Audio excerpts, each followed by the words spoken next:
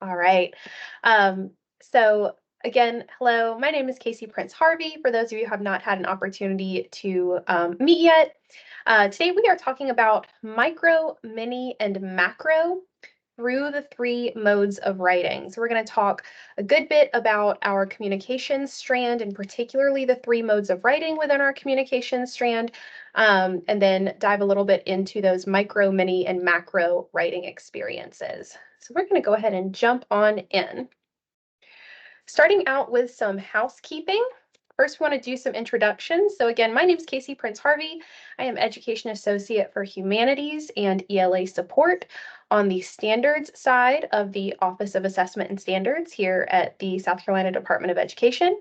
And I am joined today by my stellar ELA team. I have Mandy Hawker, who is our Elementary ELA Education Associate. I have Tabitha Hughes, who is our middle level ELA Education Associate, and I have Brenda McCormick, who is our secondary ELA Education Associate. We are all on the standard side, and they are going to be behind the scenes today, dropping links, monitoring the chat, troubleshooting anything that you may need, but you may have seen our faces a few times before through some of these webinars, and if so, we're happy to see you again. Before we move forward, I would love to hear a little bit about who we have in our virtual space today as well. So if you wouldn't mind dropping in the chat your name and where you are coming to us from, just so I can get an idea of who's here in the room with us.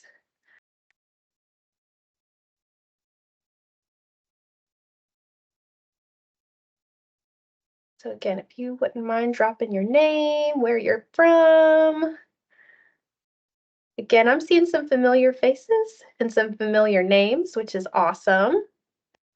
See a couple of our SCDE partners here, some of our colleagues.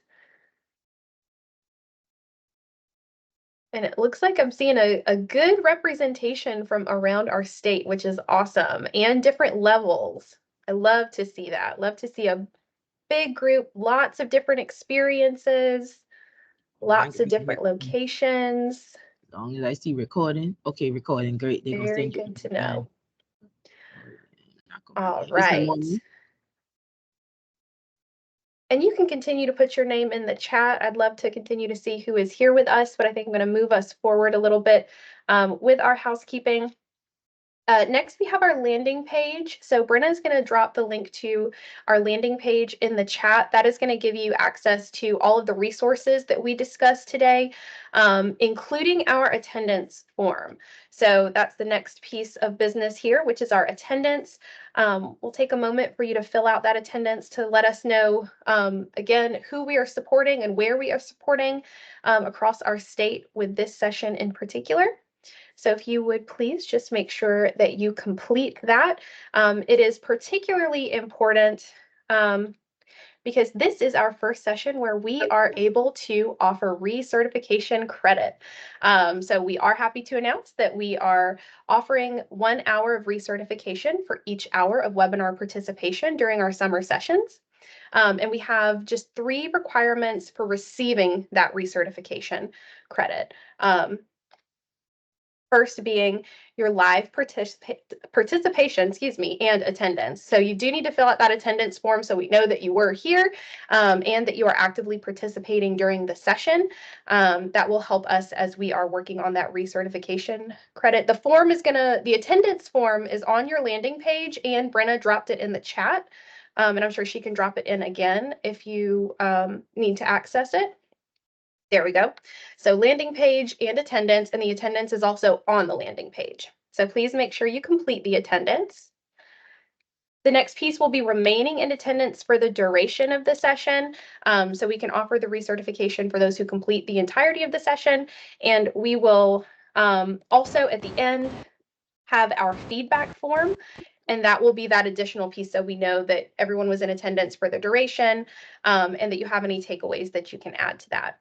So we will open that at the very end of the session, and we will close it when we close the session. So we'll have a few minutes towards the end when we do our linger and listen for completing the feedback form, and that will be that last piece for having all the information we need for your recertification. let's go ahead and dive into our purpose today. Our purpose is to explore the communication strand of our new ELA standards and the ways that writing strategies can be built into daily instruction to support learning. So we're looking at communications as a whole. We're going to zoom in a little bit on writing from there, and then we're going to talk about incorporating writing into daily instruction to support learning.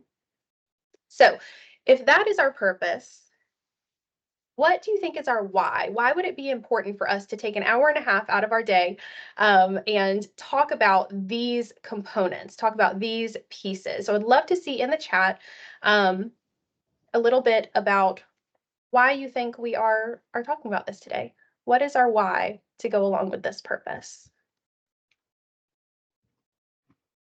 Okay, see changes, absolutely. Consistency, absolutely, absolutely.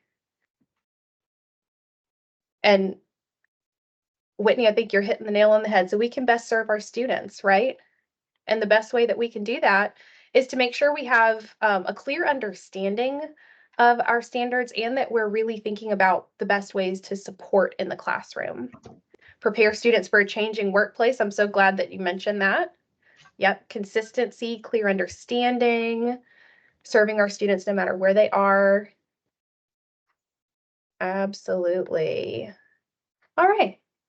Well, now that we're thinking about that purpose and we're thinking a little bit about the why, I want us to consider this. Consider the experience of going to a restaurant. Okay, so imagine in your head the experience of going to a restaurant. Typically, when we go to a restaurant, your menu is comprised primarily of your dinner or entree, right? It's the main course. And then right towards the bottom, a little bit of space, if it's there at all, is going to be your dessert, right? And we don't always get to the dessert. We tend to, focus more on that main course. If we have time for it, if we're feeling up to it, we might have the dessert. Now consider that in terms of classroom instruction, where your dinner is the focus of your academic standards. It's the main course, right? It's necessary for instruction. The dessert, on the other hand, is the end of learning product, and it's the piece that may be cut short if it's addressed at all. It tends to be the first thing that we skip over when time runs out. From your experience or your observations, where does writing typically fall on the menu of classroom instruction? If you walk into a classroom, could even be from your own personal experience, where do you find that writing typically falls on the menu? Is it the dinner or is it the dessert? Right.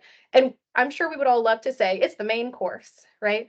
Or we would hope that it's the main course, but it tends to be that dessert piece, right? It's that piece that, okay, I'm so glad to see that you say you're at a school that sees it as dinner. Absolutely. And as it very well should be. And that's what we're going to talk about today, is thinking about ways to pull that writing instruction into the main course. So our goal is not only to consider those shifts or consider the communication strand as a whole, but how and why writing instruction can be incorporated into the main course.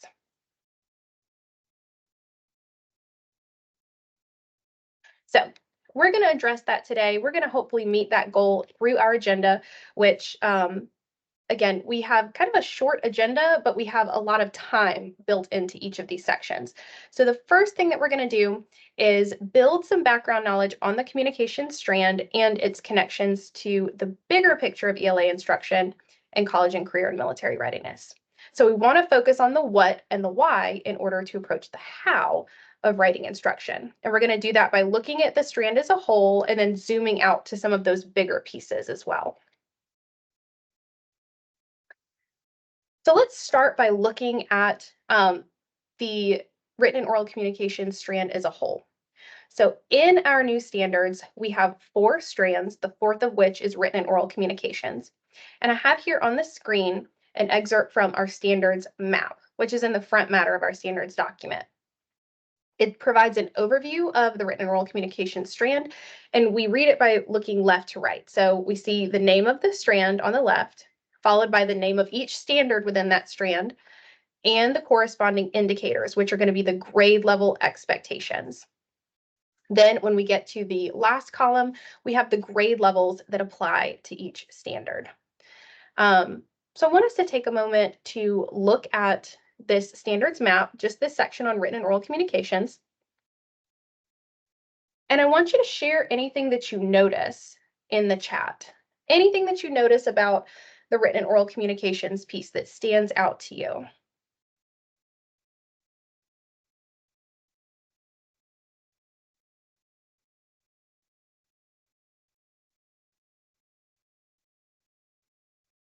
Okay.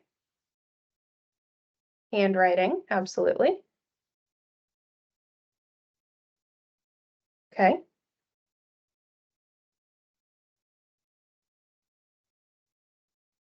Feels similar to your previous standards. Expectations, yep, for writing expand all grade or span all grade levels. Collaboration section starts as early as kindergarten, absolutely. So those are definitely a few pieces that are worth pointing out. You see that I do have that handwriting piece there highlighted, and that is because handwriting is the only standard in our written and oral communication strand that does not extend K through English 4. So that means that across all grade levels, students are expected to write in their 3 modes, along with their communication piece of their oral communication. So collaboration, communicating ideas, evaluating ideas, grammar and conventions, improving writing through editing and revision. All of those are K through English 4 expectations, and they do progress vertically. So we'll do a little bit of a spotlight there in just a little bit so we can take a closer look, particularly at the modes of writing and the way that those will vertically progress. Absolutely. So before we move more specifically into the modes of writing, I do want us to pause and take a look at our explanation of strands. And this is going to be a piece that is in the front matter of our standards document. And it's going to give an understanding of the what and the why behind written and oral communications. So this is the piece that just speaks to this strand, but in the standards document, there's a section on each of the 4 strands. But what we're going to do is take about 5 minutes.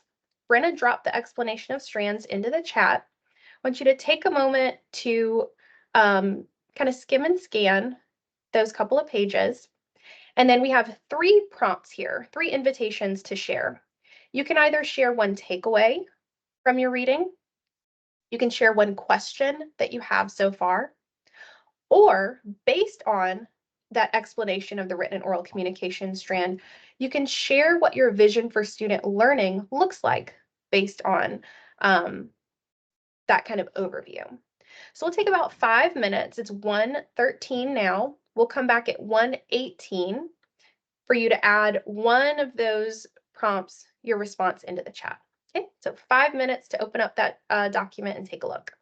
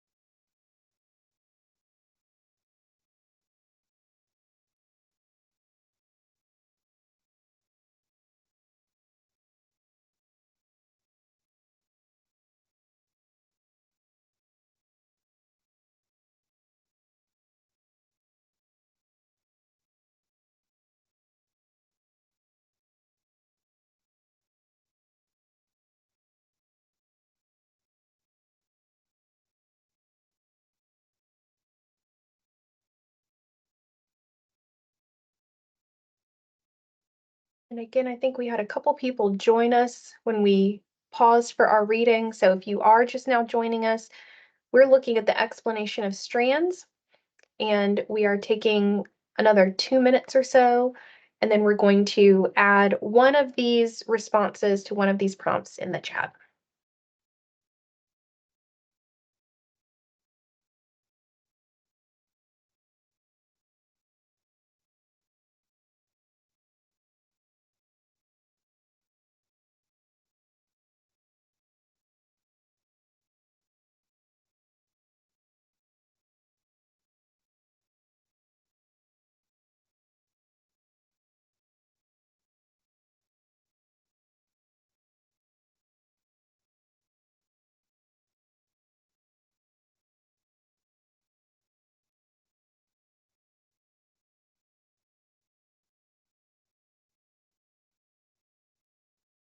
About 1 more minute.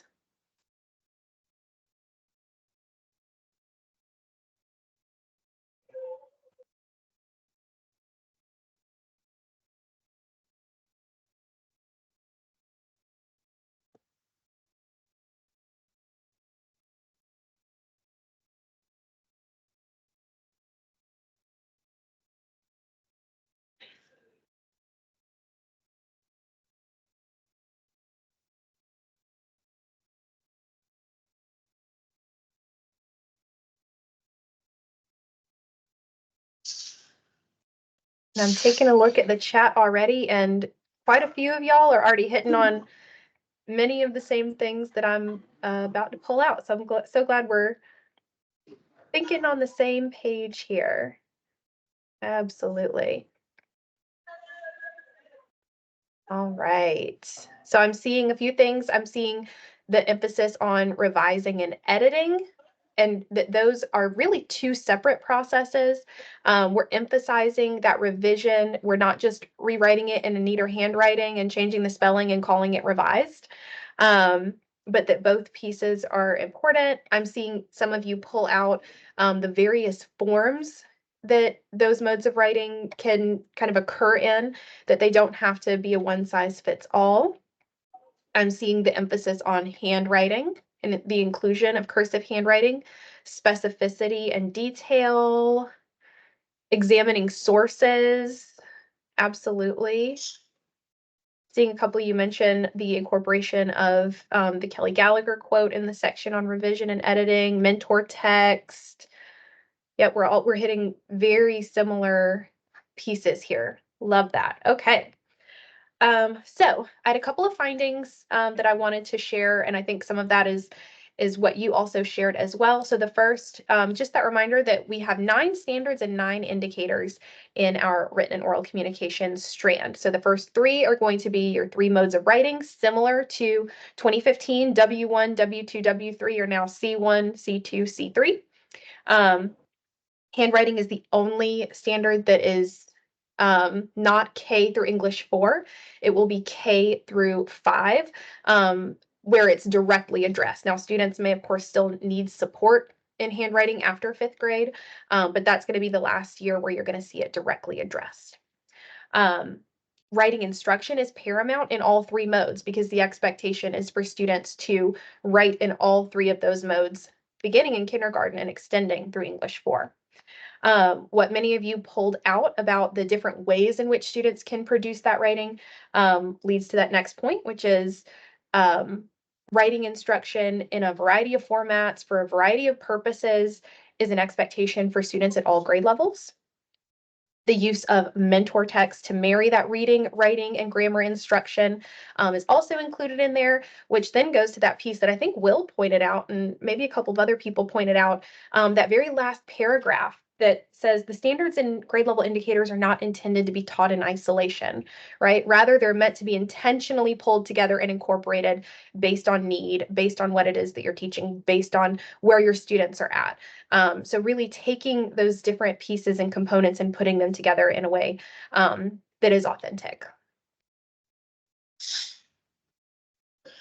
So we looked at the strand as a whole, but I want us to zoom out a little bit into another component of our standards document and see how writing and really our written and oral communication strand in general supports the overall expectation.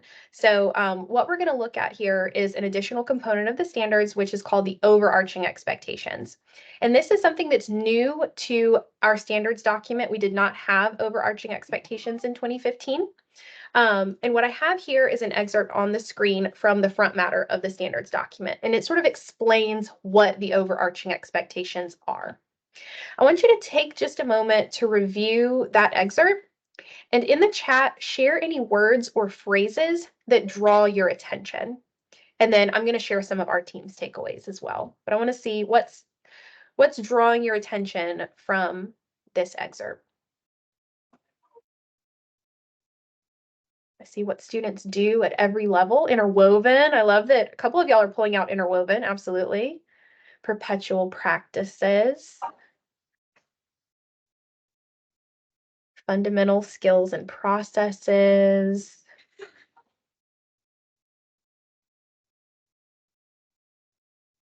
Intentional scaffolding. Cannot be separated from conventional classroom instruction.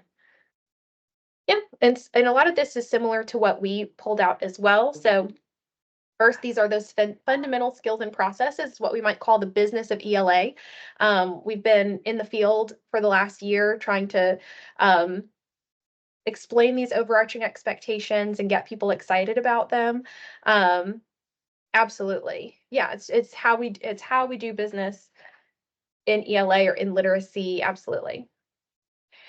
These should not be viewed as specific standards or indicators. Rather, these are going to be those overarching pieces that support multiple strands, standards, and indicators. And when we look at these in just a moment, you will see these 6 overarching expectations. Some of these were 2015 standards or indicators, but we don't just do them when we read. We do them when we write. We do them when we conduct research. We do them across the strands.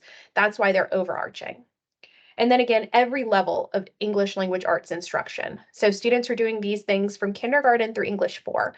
And there is a little bit of a progression of what that could look like. So we have now on the screen our 6 overarching expectations. Again, when you take a look at these, you will see that some of that language is familiar because we had these as individual standards in 2015, but now we're pulling them out to support what students are doing across those strand standards and indicators. So I want to invite you to take a look at these 6 overarching expectations and tell me, where do you see writing fit in with the 6 overarching expectations or be supported by the 6 overarching expectations? So take a look for just a moment. Where could you see writing fitting in or being supported through these overarching expectations?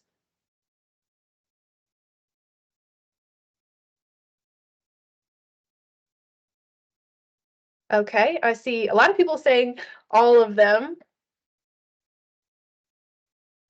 Could be in all.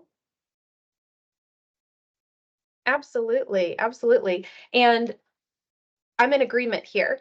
Now, the one that I'll give you that's kind of the easiest one is that overarching expectation 4, because it does say right for a variety of purposes, right?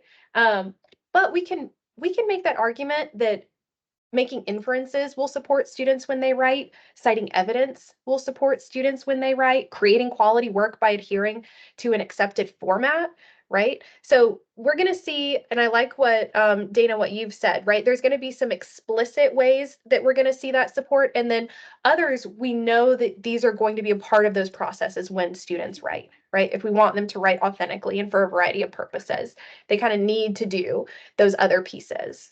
Absolutely. Oh, hold on. There we go. All right. So now let's look at a much more zoomed out document, but one that I think everyone in this virtual space is pretty familiar with, right? And that's the profile of the South Carolina graduate. So this document is going to share the vision for the knowledge, the skills, and the characteristics of a student who has completed their education in South Carolina. And this is going to go beyond the individual classroom and really into that college, career, and military readiness. So I'm going to ask you the same question. Take a look at this document and consider where writing fits in or supports the individual components of the profile. So we've kind of zoomed out, we're zooming out even more here. So where do we see writing fitting in or supporting the individual components of the profile? Oh, Sarah, I love that. Perseverance, because revising is hard work. And it's the messy work of writing.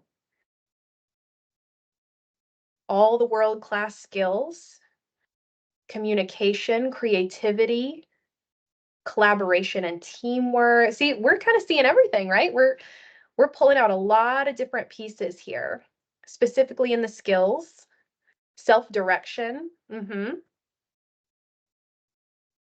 life and career characteristics. Absolutely. Knowing how to learn. I love that we're pulling that. Even technology, absolutely. Think about that revision and editing or adhering to an accepted format, your overarching expectation 6. That's going to require some knowledge of technology in a lot of ways. Your work ethic. And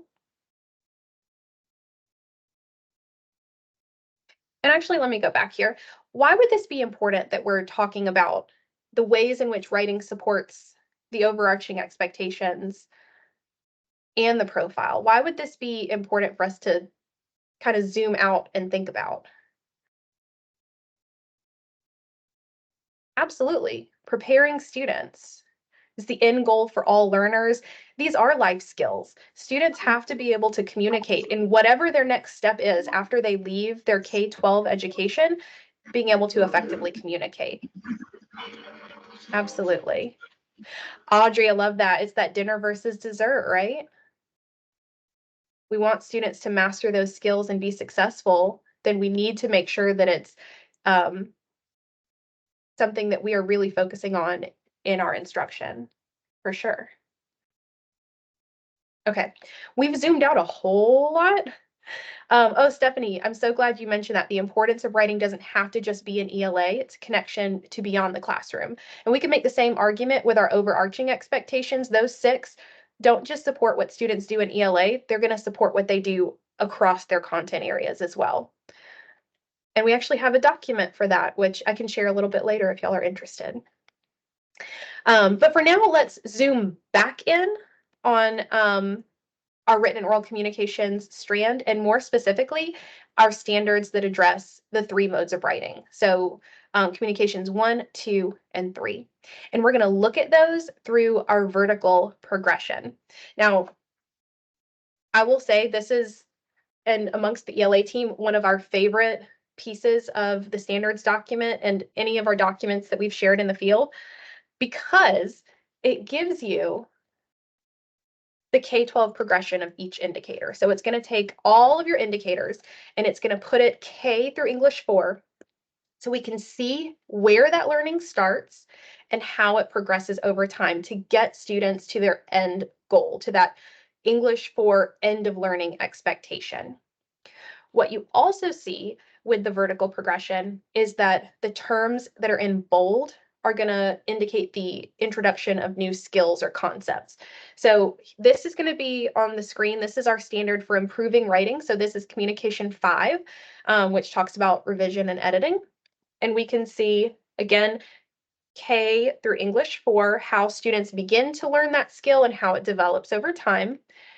And then I just pulled 6th grade, we see the term clarity of content. So that's going to be the first time students are learning that language, or where we might see style appropriate to audience, purpose, and task, right? That's going to help us be really intentional with how we introduce things or what we might need to go back and support. So again, I want you to pause and ponder and share a little bit about how you could use that vertical progression to support your work, whether you're a classroom teacher, whether you're supporting teachers in your school or in your district. What are ways that you might be able to use this document to support your work? Sandra, I love what you said.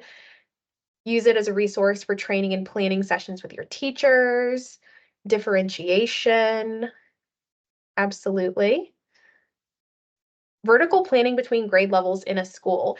And I don't know about you, but I know that In my experience, and I was a high school English teacher, this was an area where we tended to like exist in silos a little bit. So having a vertical progression where we can see exactly where things are introduced and exactly what the expectation for learning is, what my piece of the puzzle is, helped me to really plan across those grade levels and opens up the collaboration between grade levels.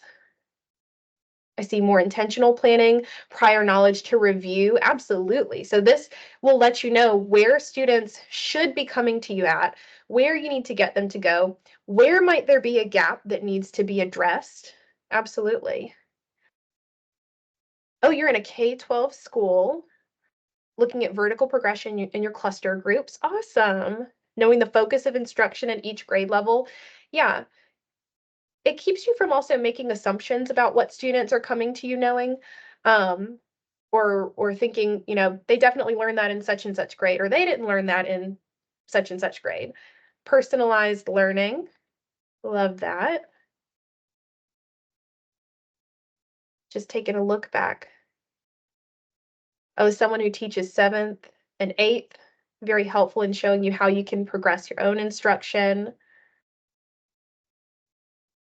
Very good. And I'm so glad that you guys are making these connections to the vertical progression. We hope that it is a helpful tool for you in your planning or your instruction or your support for teacher planning and instruction.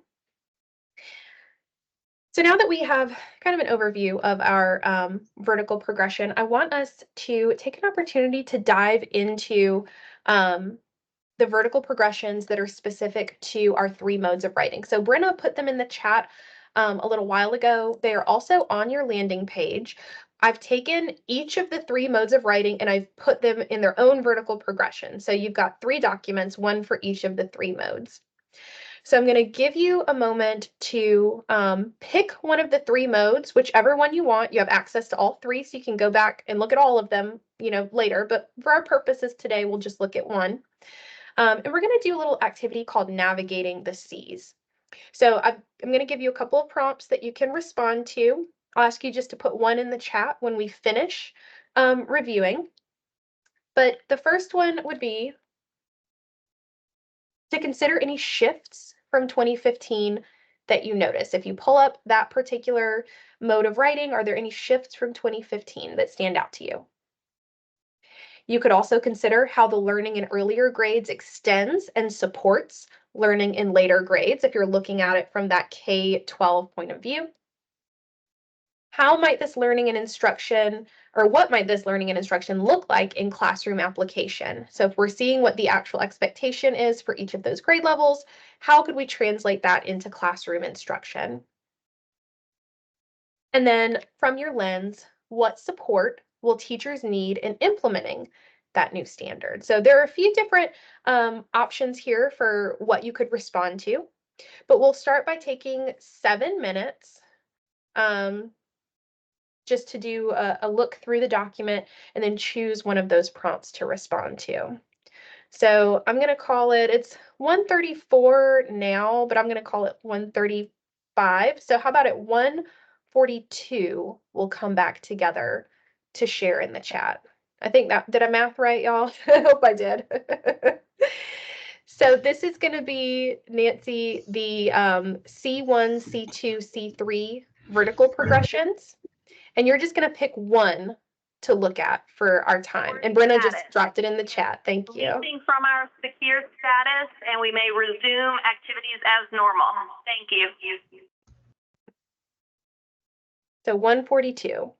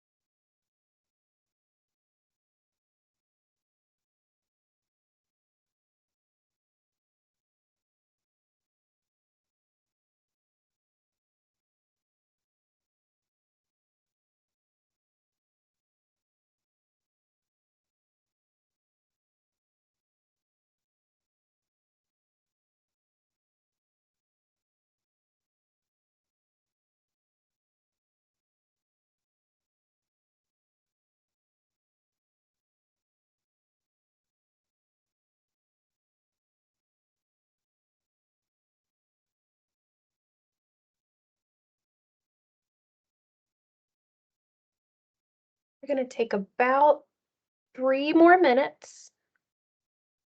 About 3 more minutes. Remember, you want to choose one of the prompts on the slide to share your thoughts in the chat.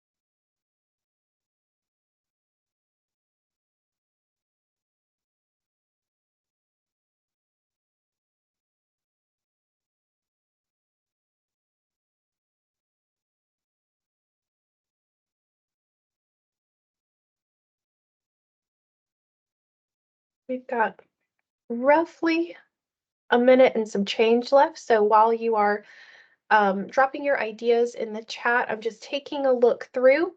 I've seen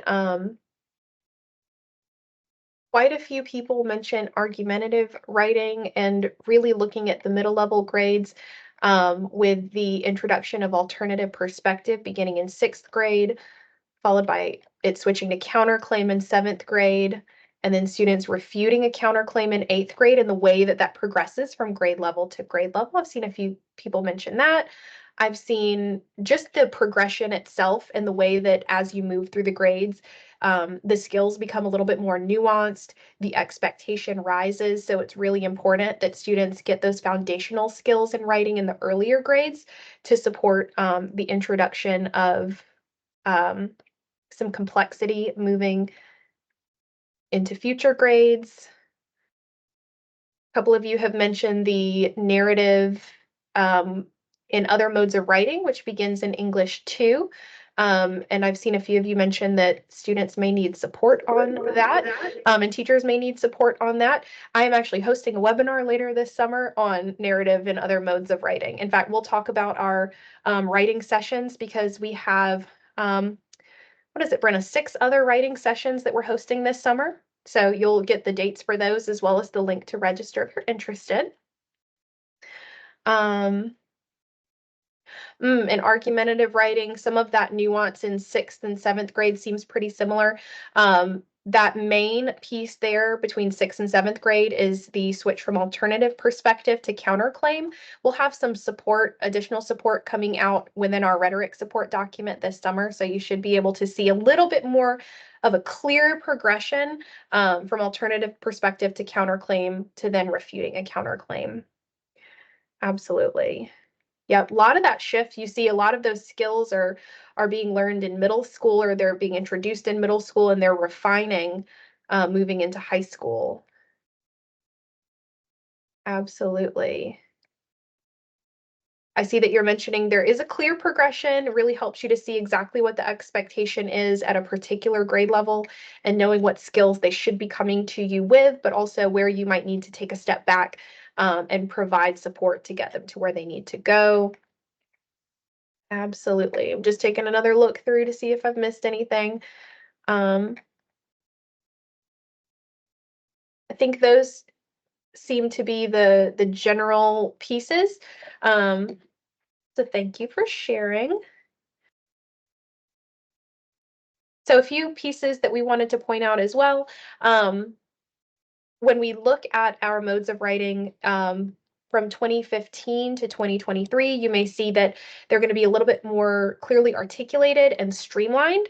For example, in 2015, you may have seen in the modes of writing that grammar and conventions and specific aspects of grammar and conventions were embedded within the modes of writing, and that revision and editing was included within that as well. But now those are standalone pieces. They've been pulled out to exist as their own standards, to make really the focus on that process a little bit more streamlined, and the skills that are particularly important for each of the three modes.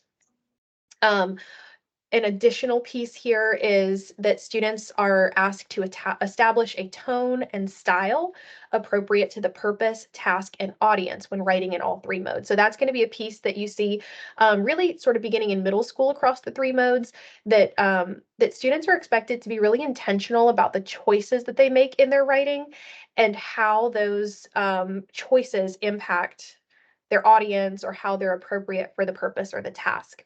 And then, of course, that piece that you pulled out with narrative within other modes of writing, beginning in English 2. Three modes of writing. So our three modes of writing in our ELA standards are argumentative writing, that's communication 1. Communication 2 is informative/expository writing. And then narrative is our third mode. That's going to be communication 3. So those are the three modes that we have within the standards.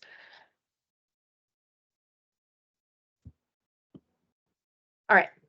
So now that we've had a little bit of time to look at not only the vertical progression of those modes, but also looking at our profile, looking at our explanation of strands, looking at our overarching expectations, how do you think that shifts in expectations around writing will impact teacher planning and instruction, student grade level learning outcomes, or college, career, and military readiness?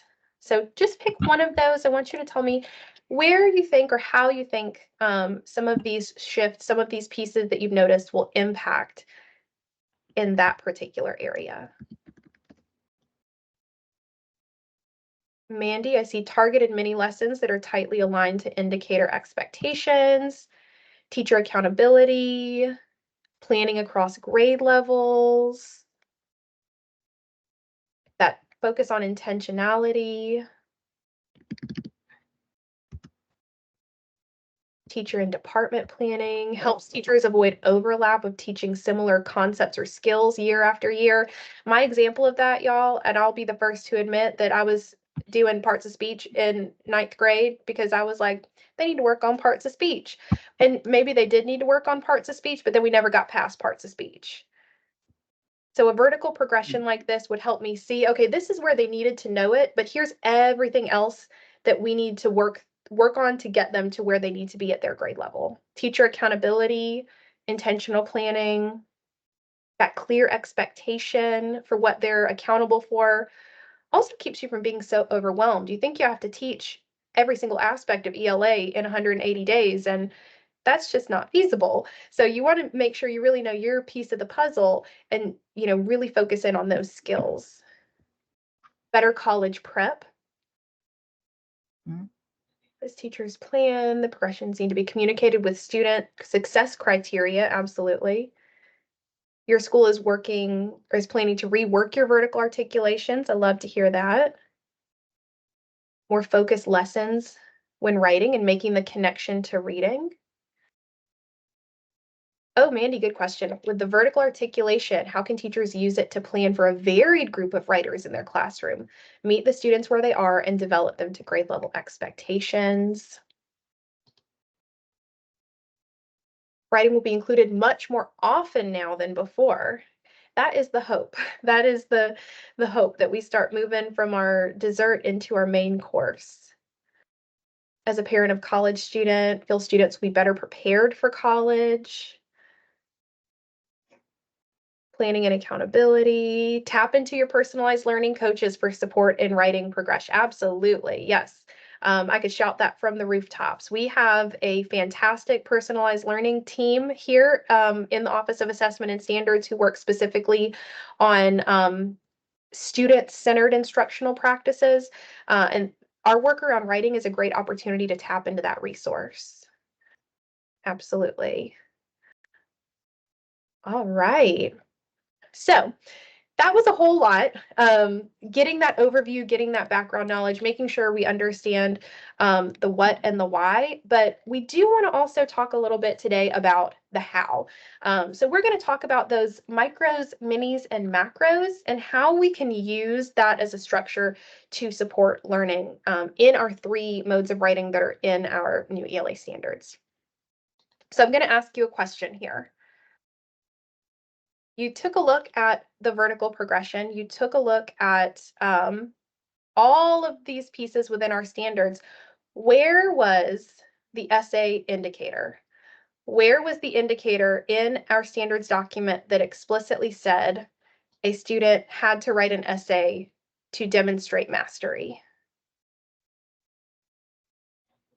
Not there. Yeah, it is not there. So there are no indicators in our new ELA standards that explicitly state a student must write an essay to demonstrate mastery. Now, hear me say that this does not mean that students shouldn't write essays. We know there's a time and a place for writing essays. What this means is that the ways in which students show mastery of their learning can and will vary. So the way that I'm thinking of it is that when it comes to writing essays in our ELA standards, it's not a no, it's a yes and.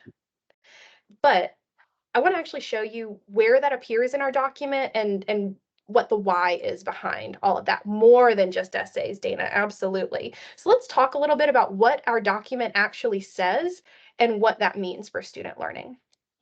And we're going to go all the way back to our explanation of strands. Okay, so I'm just pulling out a piece here that starts talking about our 3 modes of writing. So argumentative, informative, expository, and narrative. So we can see here a part that I've highlighted, particularly for argumentative writing in this case. You can see it explicitly states that arguments can be presented in various forms exceeding the bounds of a written essay. You can see here that that might include something like a speech, a presentation, a paragraph, a letter, all the ways in which students might write arguments, right? But it could exceed the boundaries of a written essay. This becomes even more clear in our grade level entrance statements. So when we look at the standards document, each grade within that document is introduced with what we call an entrance statement. So it gives you an overview of what learning will look like at that grade level. And each of those grade levels has a section on communication and specifically on writing.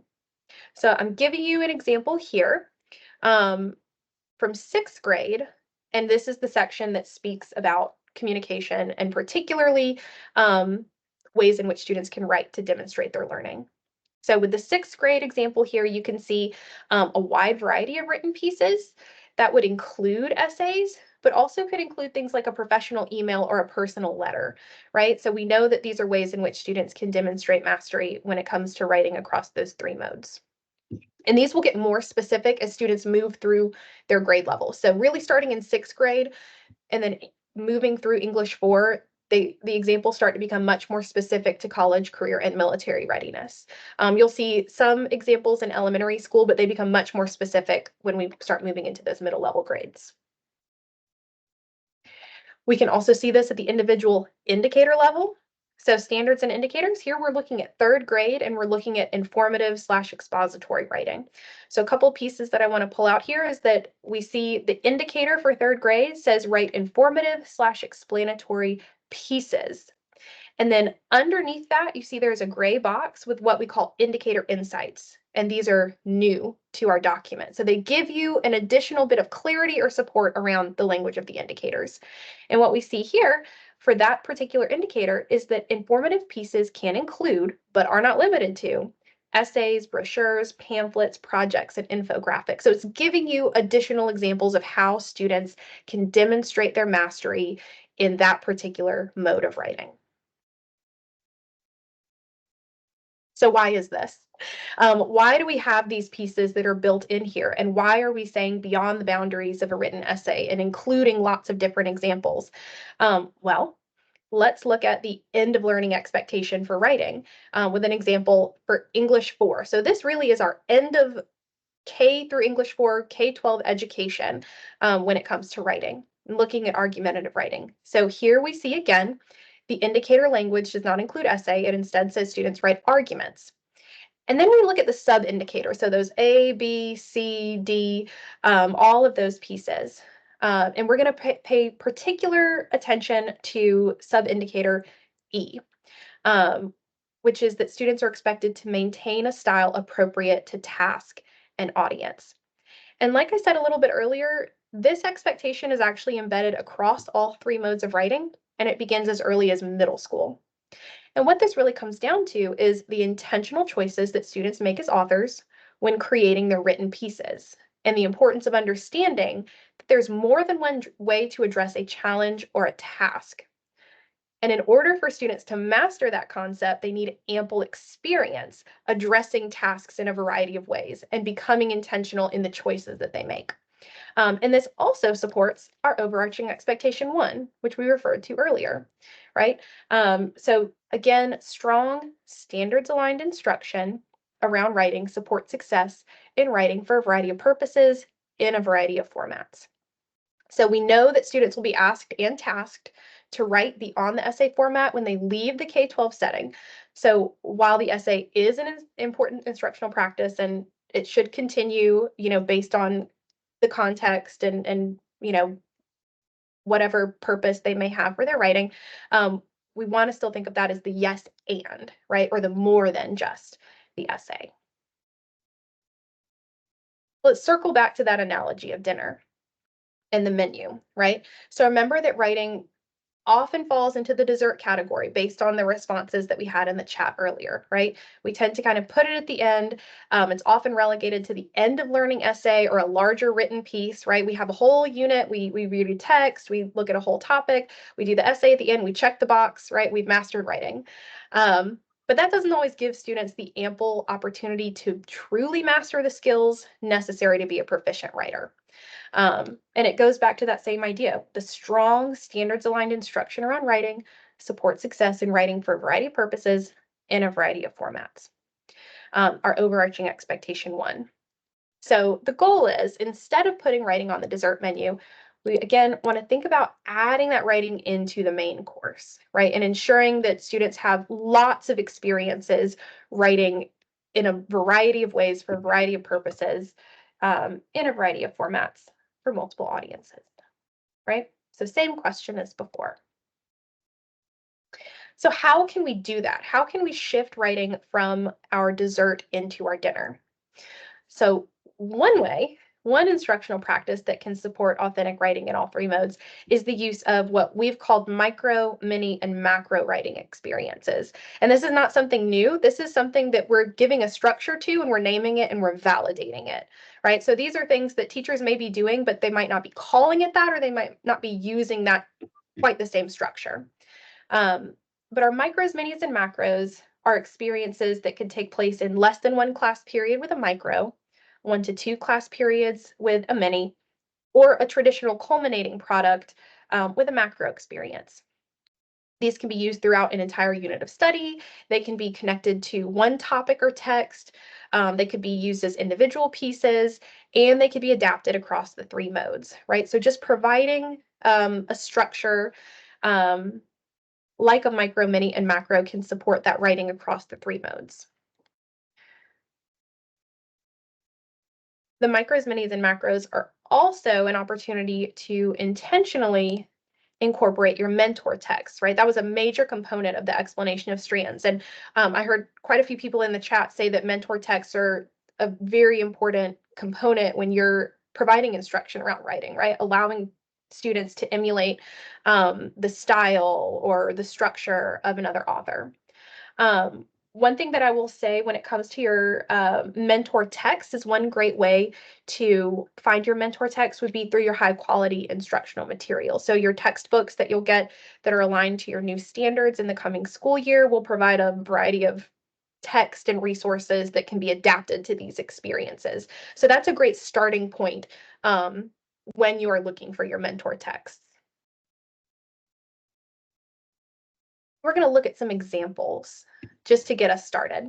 And I want to say here that we're saying these are examples, not necessarily exemplars. These are pieces that my team and I have created or curated just so you could see what these could look like. But the idea is just to give you some structures that you could use or adapt.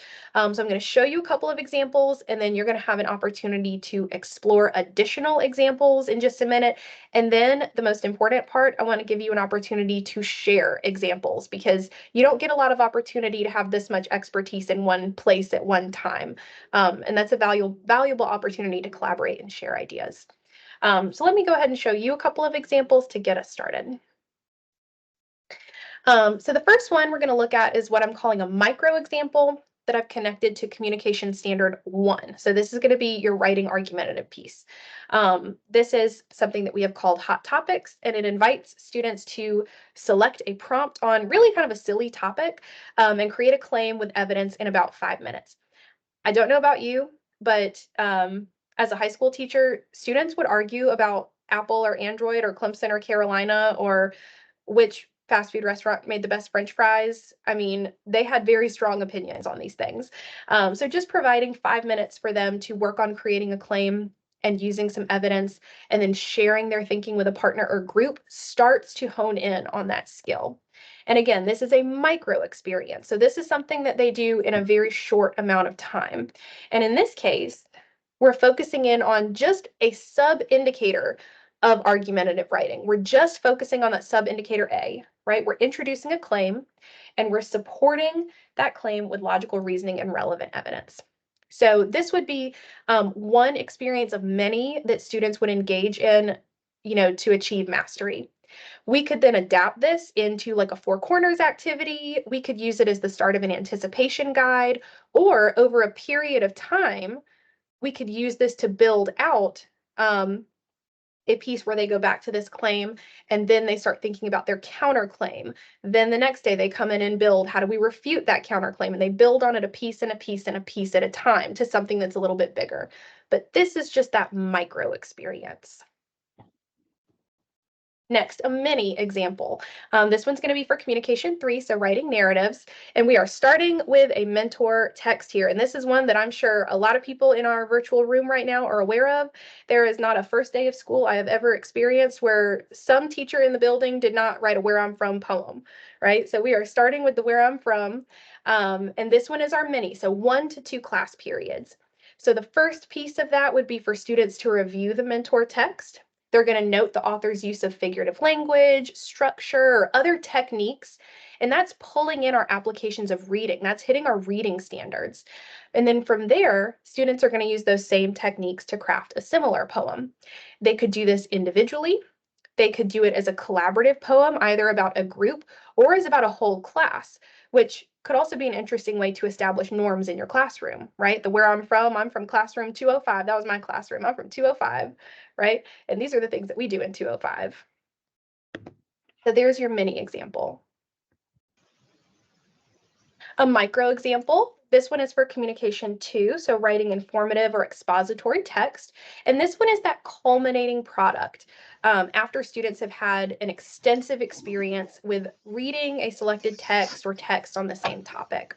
So for this example, students are engaging in a variety of texts. Could be about a specific time period, for example. It's really entirely up to you.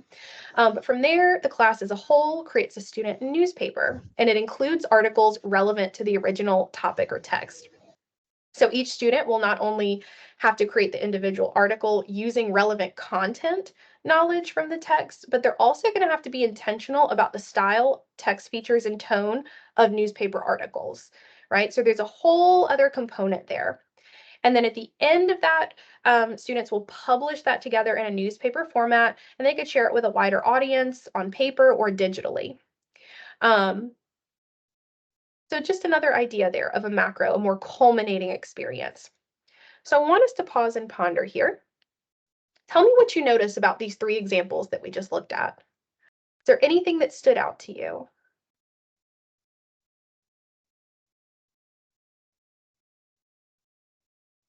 Students build on their knowledge at each level, micro experiences as bell ringers. I used to do the hot topics as a bell work or an entrance piece in my own classroom. Can use it with any subject, absolutely.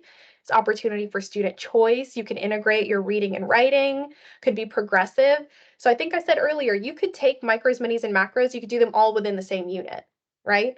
And just ensure that you have those experiences throughout. We're not just waiting on, we're going to write an essay at the end. We're going to write a this at the end, right? More writing in general, which is what we want students doing. If we want to master those skills and have them see that we write in a variety of ways for a variety of purposes, we give them the opportunity. Examples are high interest. Let me ask this question. Were any of these examples an essay? No. Was even the macro example, the culminating, it wasn't an essay. Now, it doesn't mean students can't write essays, right? I keep saying it over and over again. Of course, students can still write essays. But did each example help students master the standards or skills within the standard? Did it help to get them to that end goal for their grade level? Low stakes writing practice. And we know writing can be a daunting task for students. They tend to shy away from it a lot of times because they think of it as the dessert, right? As that end big piece. Same strategy could be used in all classrooms or subject areas. Could be less intimidating to your striving writers. It's relevant. The tasks are doable. Pulling in student interest, absolutely. So again, these were just a few examples that we pulled. And we're actually going to take a little bit of an opportunity here to do some additional exploration. So Brenna is going to put in the chat a folder that has examples for each of the 3 modes that we've pulled together. And each of these is going to be, it's going to have a micro, a mini, and a macro example in the folder. So I want you to access the example folder. Take about 7 minutes, explore one of the modes of writing and the micro, mini, and macro examples that are included. So you'll see there's a C1 folder for argumentative, there's a C2, there's a C3. So you just go into whichever folder you want, do a little bit of exploration. And I want you, as you're doing that, to consider the following. First, are the examples that you're seeing, which one do you think is a micro, which one's a mini, which one's a macro? I didn't put labels on them, right? So what would you think would be a micro, a mini, or a macro? Which grade level or levels might the examples pertain to? I didn't put grade levels on them either. So think about what grade levels you could, use that example for. How do the examples connect to what you already do? I know that we have some great expertise in this room, right? I know that writing is not new to any of us. So I want you to think about how this connects to what you already do in your practice and how the examples could be adjusted to meet your needs. So is there a piece there that you could take and adapt for your audience? So again, we'll take about 7 minutes to look at that folder. And then after that, I'll have you come back and share some takeaways. Okay, so 2:14 is when we'll come back together.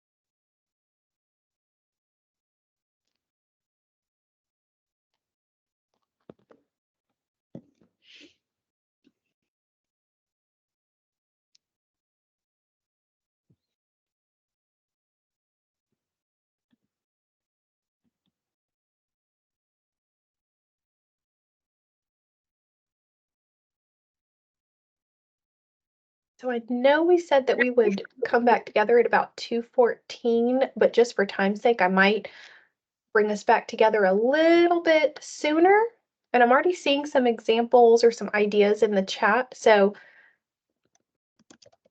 I'm going to pull in this question, which is, what is one idea or strategy that you can use to adapt to your audience? So some of you are already putting that in the chat. So if you see something that you would like to share, go ahead and add that in there.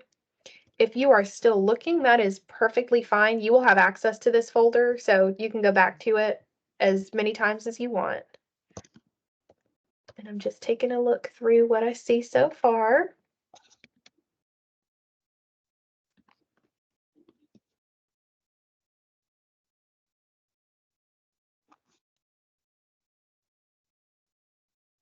Seeing quite a few people. Yep, talking about Romeo and Juliet. Yep, that was English 1 for me as well. I see the comic strips could be used as a micro, mini, or macro, depending on the concept. Yeah, you could absolutely adapt that in whatever way. Could use across 3rd through 5th with some changes in each to scaffold. The slip or trip under the argumentative writing as a way to introduce. Could be interesting mini lesson for 6th or 7th grade.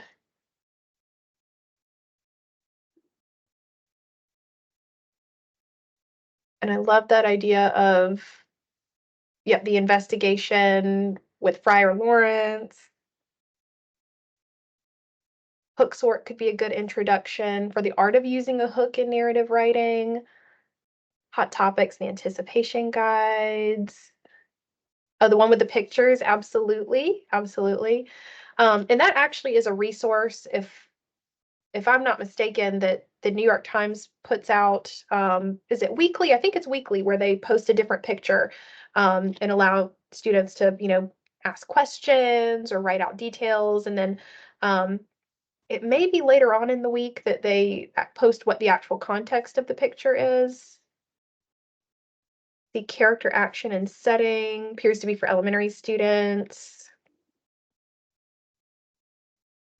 Anticipation guides can be very high interest for students. Picture prompts, comics. Okay, so I'm so glad that you've seen a couple of different ideas here. Absolutely. Wonderful, wonderful. Well, the next part is going to be engage. So we've given you a couple of different examples here that you could look at. But again, there's a lot of expertise in this virtual space, and there's never enough time to collaborate with, with people from across the state, even, much less people across the hall from you. So what I have here that Brenna has just put in the chat for you is a slideshow, and it is a blank slideshow where you all have editing access. And I've broken up elementary, middle, and high. And then I've put micros, minis, macros all the way through. So what I'm going to give you an opportunity to do, and we'll say, yeah, I think 7 minutes will be good, for you to drop in that slideshow any examples that you have, or anything that you've come up with, anything that you already do naturally, but now it's giving it a little bit more of a structure, that you would like to share in that slideshow. So you're going to share your ideas for your micros, minis, macros. You can take your ideas for micros, minis, macros, and this is a living, breathing document. So you can go back to this. You could share it with your department. You could share it with your team. You could take these and adapt for your own classroom, whatever you would like to do. But it's just going to be a place for everyone to add their thoughts. So again, we'll take about 7 minutes for you to access the slideshow and share any ideas that you may have.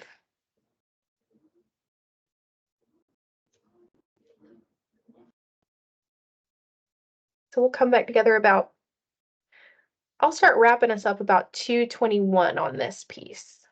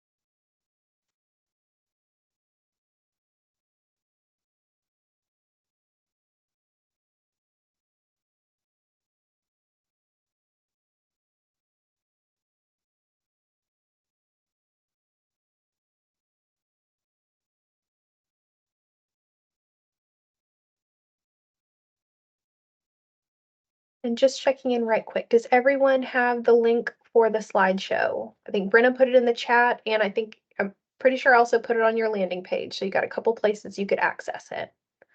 And if something doesn't work, let me know.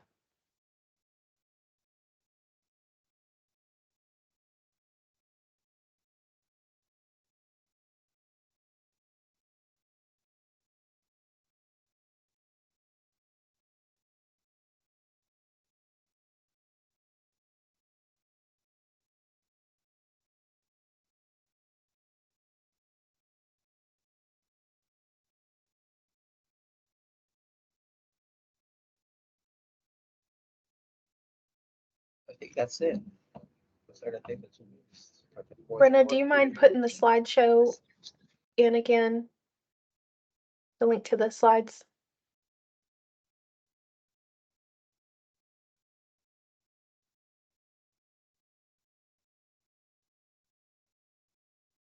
Thank you.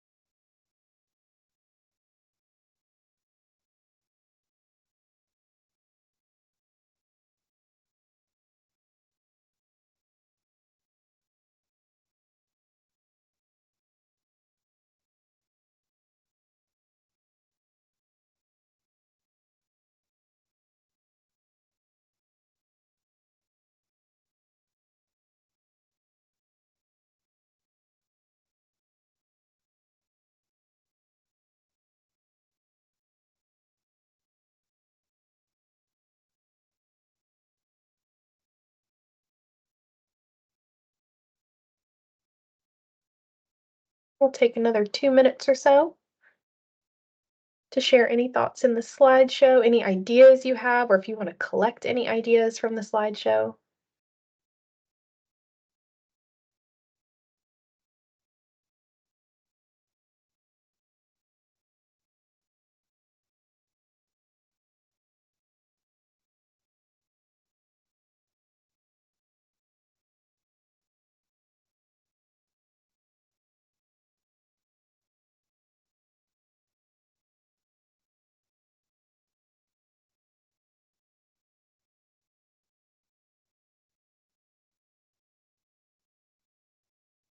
And yes, Mary, you'll have access to that slideshow and you'll have access to the folders with the examples that we shared with you earlier as well.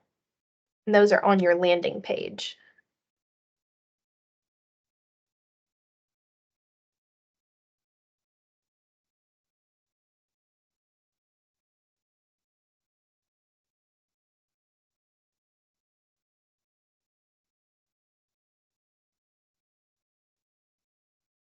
The landing page came on, we put it in the chat right at the beginning, but it is the page that we have with all of the links to everything that thank you, Brenna. It's where I put all the links for today's session. So any of the resources that we looked at, the attendance form, the links to our ELA page, a link to the standards, anything that we referenced, we put it on the landing page for you. Yeah.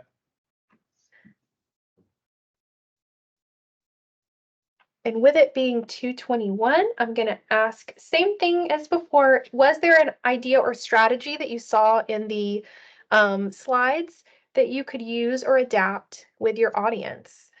Did you see something there that you think you could take back, adapt, maybe even use as is? Again, a lot of experience and expertise in here right now. So anything that could be shared, I'd love to see that in the chat.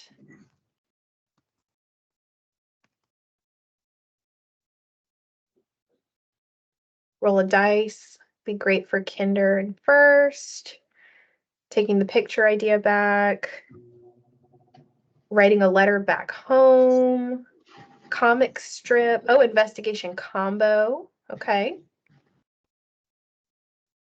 Personal letters and emails, which, and again, those are included in the grade level entrance statements and in the explanation of strands of types of writing that students could create. Love a one-pager. Oh my gosh. My teammates know I had a wall of student one-pagers here in my office when I first moved in.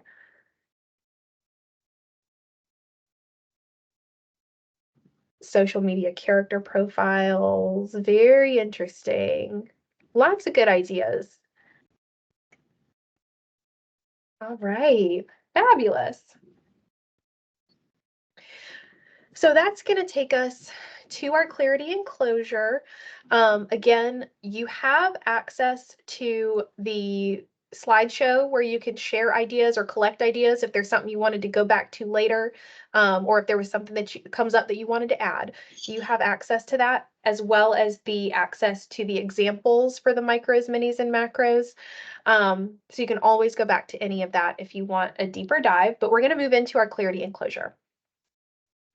So the first thing that we want to do is what I'm calling a compass reflection. So we have our 4 different options for how you could reflect. For north, you have next steps. Is there a next step that you could take? East would be excited about. Is there something that you're excited about from today's session? S is saving for later. So is there something that you're going to put in your pocket and save for the next school year or for the next time you meet with your team to plan? And West for W is wondering, something that you are still wondering about or still pondering, that you would like to troubleshoot. So I'm seeing excited about incorporating more fun or exciting writing projects into your ELA and social studies, saving hot topics, excited to talk to teachers about micro writing ideas, excited about just incorporating them, excited about the new standards. That makes us so happy. All the ways that you can engage your students, help them to love writing. All right, allowing student choice in the way they convey their learning.